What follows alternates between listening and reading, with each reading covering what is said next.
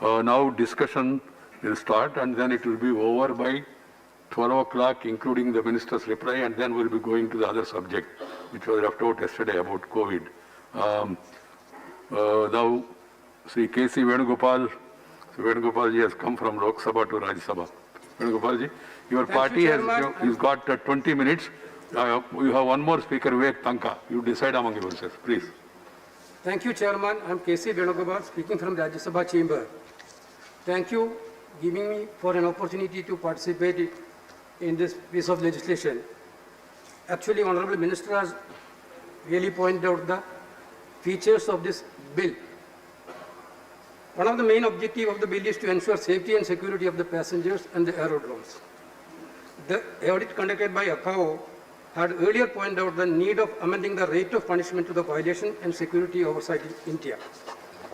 By this act, actually the three organizations, the Director General of Civil Aviation, Bureau of Civil Aviation Security, and the Aircraft Accident Investigation Bureau will be headed by a Director General who will be appointed by the central government. The bill also gives power to the central government for cancelling the licenses, certificates for approvals granted to a person under the Act if the person contravenes any provision of the Act. The concern of this bill is actually there are a lot of safety concerns in the country nowadays. The main purpose of the bill is to enhance the safety and security of the aviation sector. As we know, India is the third largest civil aviation market in the world. There are greater concerns of the issues of safety measures.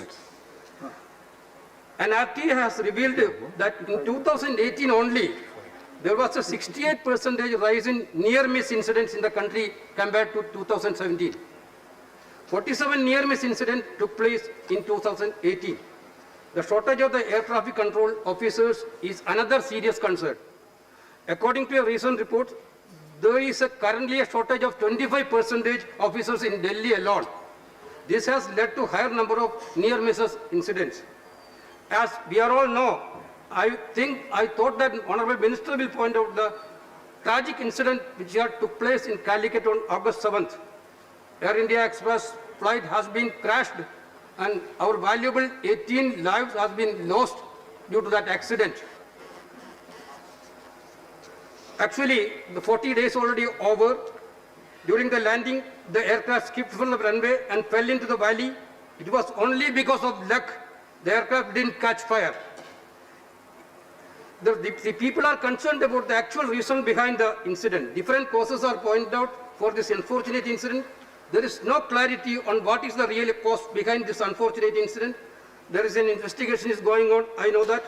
Whether the adverse climate, technical faults of the aircraft, or the mistake from the pilot, or the miscommunication, or any deficiency of the airport.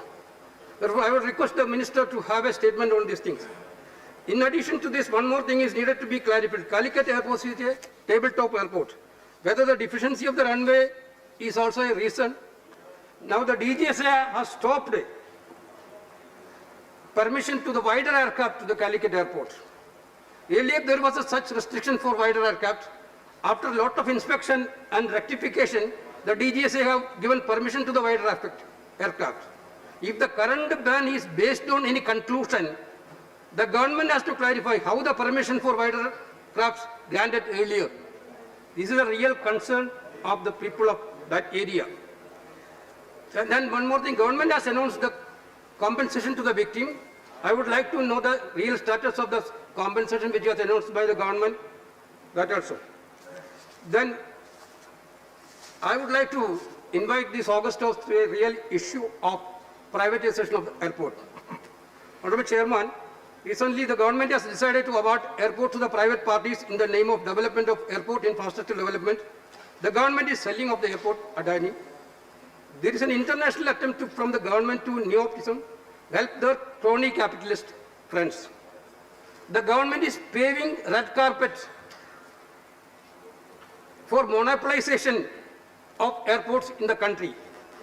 Till now, Adani Group won bids to operate and manage development of 6 airports. Ahmedabad, Lucknow, Mangalore, Jaipur, Guwahati and Thiruvananthapuram. The Adani Group is all set to acquire 4% stake in Mumbai International Airport also. That is what the media report is coming. I would like to point out that there is a clear violation of norms and regulations in giving airports to a single private entity. This clear scam of public money, in this process, the government has violated all rules. First of all, the government has ignored the advice given by some of its own ministries and departments while taking this decision. It is clear that the changes in the norms enabled the Adani Group to win all the 6 bids.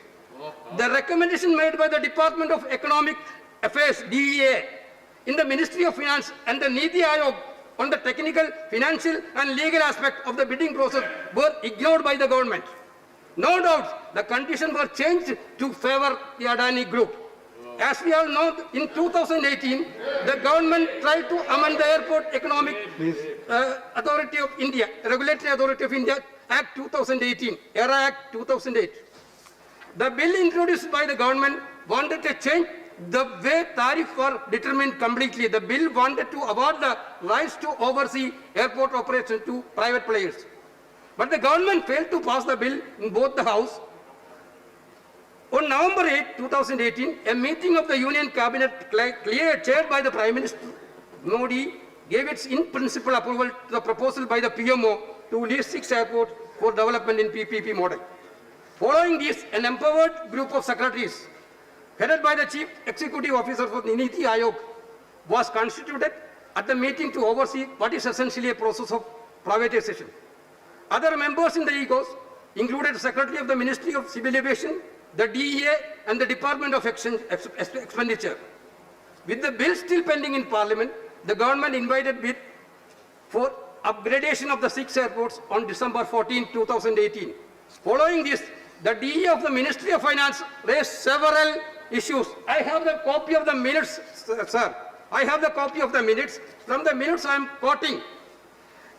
It is stated that neither the Airport Authority of India nor the Ministry of Civil Aviation had submitted details of the breakup of project cost to the PPPAC for its consideration.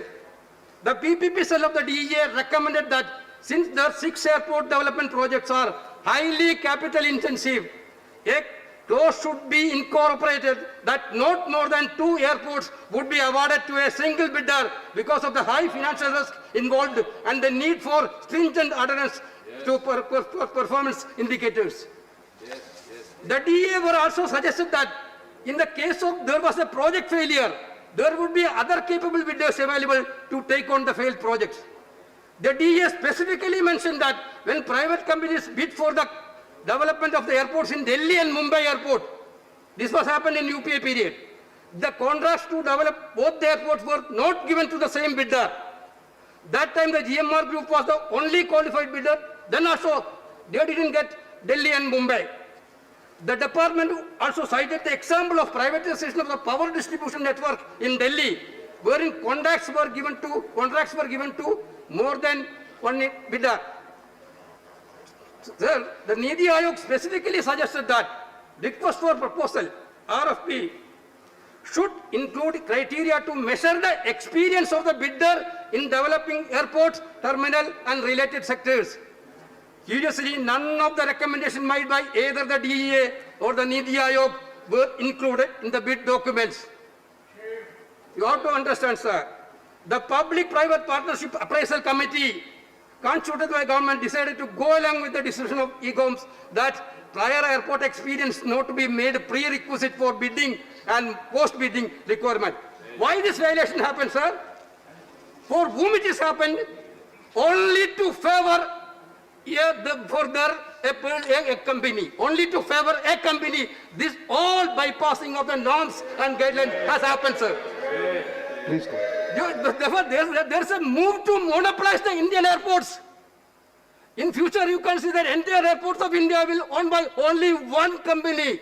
Crony Capital. How can we allow, sir? How can we allow this, sir? Therefore, many industries also complained that the timeline for the entire bidding process was extremely short given. The request for proposal was issued on December 14, 2018. Please conclude, and the Venugopal ji. bid Honorable submission date Venugopal ji, was please conclude. Please conclude. February 6th, I am concluding, sir. Therefore, Please let him speak, sir. Sir, I am speaking. Please let This is him. my maiden speech, sir. This is my maiden speech, sir. Please Please allow me, conclude. sir. Please Please allow conclude. me, sir. I am speaking with facts only, sir. I am Right, sir, but speaking with you have facts only. two speakers from your party who have already taken time. It's only 1 minute. Please conclude. There was also anomalies in the eligibility terms and conditions set by AIA for bidders. If, for instance, the minimum technical and financial capacity for qualifying bidders was surprisingly identical. How can it, sir? The airport of Jaipur is different between airport of Thiruvananthapuram. The same clause, same clause in the Please bid conclude condition now. is Please conclude. identical. How can it be happen? Sir, one more thing I have told you. Now the Airport Authority of India become AAA, Airport Authority of Adani. That is. Thank you. AIA become AAA. That is the move by this government, sir. Sir, Thank you. Now, one more your thing. time is over now, One more please. thing. Yes, sir, I elected from Rajasthan. I came from Kerala. This Trivandrum and Jaipur also included in this 5 airports. Because you have to understand, Your time the is land was over. given by the state government. In fact- The land was given by the state government. In Rajasthan, land was given by Rajasthan government. In Kerala, land was given by Trivandrum, land was given by Kerala government. The concern You of are the state taking time government of your own has not party been man. So taken care. please, Venugopal ji, please conclude. Both the state government oppose this movement. But Please. government not taken into consideration of the state government. Please Then conclude what is now. the federal system, sir? Please For conclude. selling this airport, what is the system? Kerala government, Kerala Assembly unanimously passed a resolution. Kerala Assembly, there is Please, a, sir, please we are conclude not now, against your time PPP is model. over. We are not against PPP model. You are taking can time see of your own one party of the man. best example of PPP model in Kochi International Airport. Please There, conclude. Chief Minister is the chairman. CEO is the person appointed by the Chief Minister. Government is running the You know you airport. have limited That is the time. best Already PPP honorable model. chairman has told. Minister Please is talking conclude. about the Kochi model. You Please have to conclude study now. Kochi model.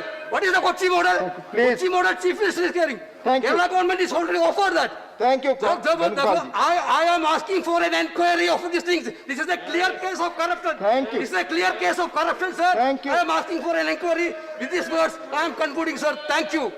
Thank you.